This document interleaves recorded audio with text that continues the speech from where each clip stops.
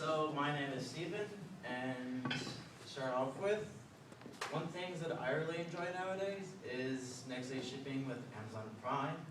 Being able to just purchase an airline ticket and just go to another country to visit like friends or family. Even with something as simple as just going down to any department store or convenience store around us and just being able to purchase items from any part of the country or from around the world. All these conveniences that we enjoy, these luxuries, are all available to us due to the transportation infrastructure that's been provided by petroleum fuels. I mean, they run our cars, our diesel trucks, jet fuel for the planes that allow us to fly wherever we want, and even like natural gases for the city buses that you catch when you don't have a car, or your car is in the shop. So, when I watched the 2008 documentary, Sprawling from Grace, it focused on how our world revolves around the automobile, and then not just with the automobile, when we kind of back to my focus, but it just revolves around oil, around fuel. And we've learned over time that there's a convenience, not a convenience, but there's a cost to this luxury. Oil spills have caused damage to the environment. Our cities are filled with smog, which causes health problems such as asthma. And then even with refineries and manufacturing, accidents kill workers in unsafe environments.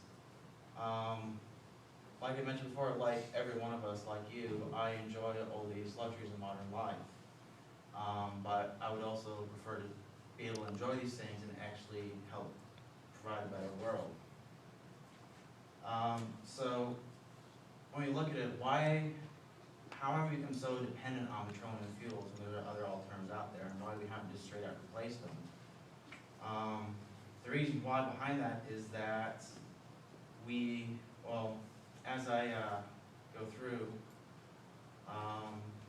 I'll explain how our world has developed around the internal combustion engine, which is the use of these petroleum fuels, the characteristics of these fuels, and the current shortcomings of the alternatives that are currently available to us.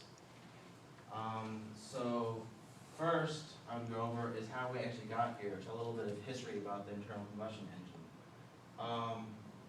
It took over in the early 1900s because it proved to be an advantage over the current competition, such as steam vehicles, and there were actually electric vehicles during that time too.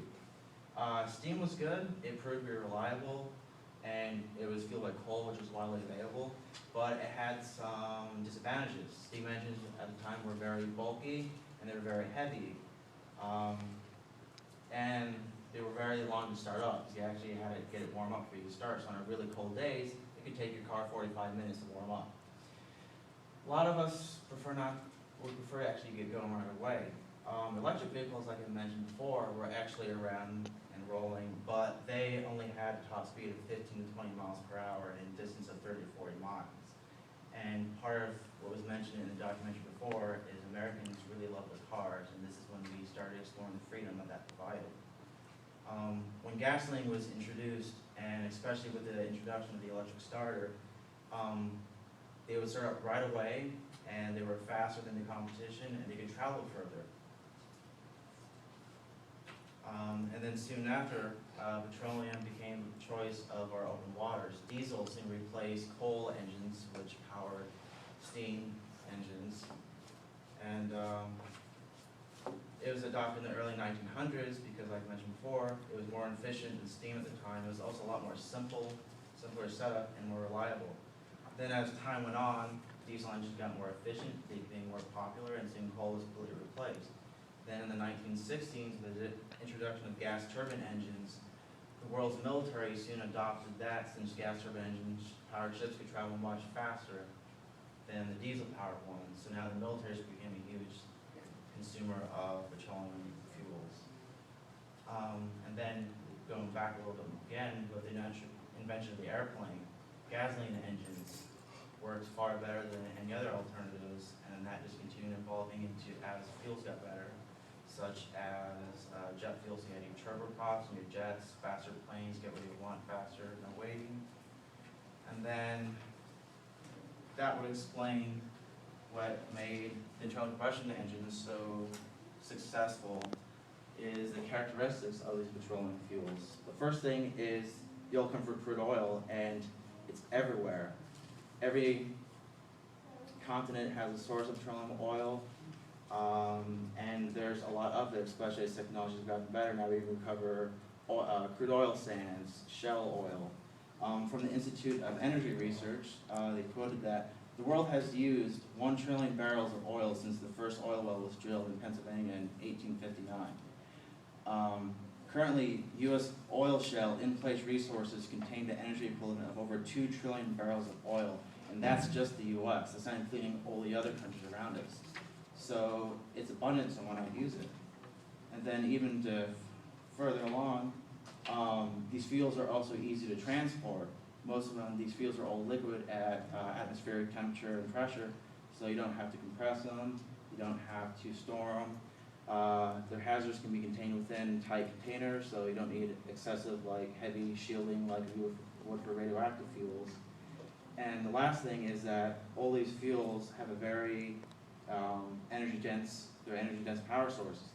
So to kind of convert some other units into an easier to understand concepts, if you were to apply a 100-watt light bulb and have it running, 1 pound of each of these fuels could power for so many hours. So natural gas could power it for 41 hours, jet fuel an average of 34 hours, diesel 55 hours, and gasoline 32 hours.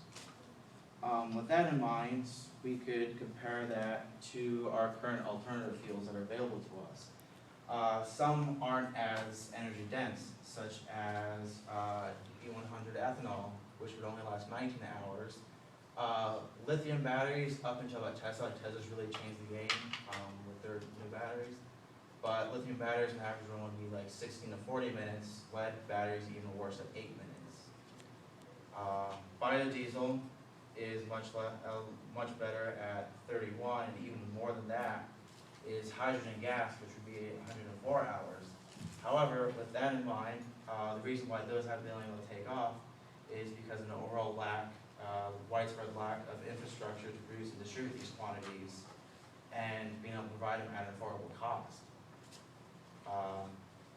The National Academy of Engineering in 2003 stated that alternative fuels, notably hydrogen gas, powered vehicles require new infrastructure which is currently incompatible with the internal combustion engine and petroleum.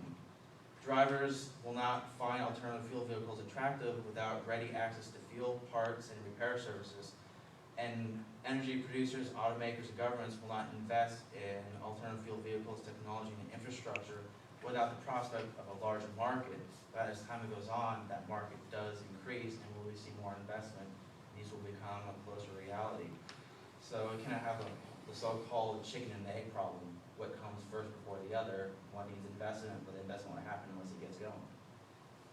So, once again, we have many reasons to not be dependent on petroleum fuel, but we have many reasons why we currently are dependent on petroleum fuels.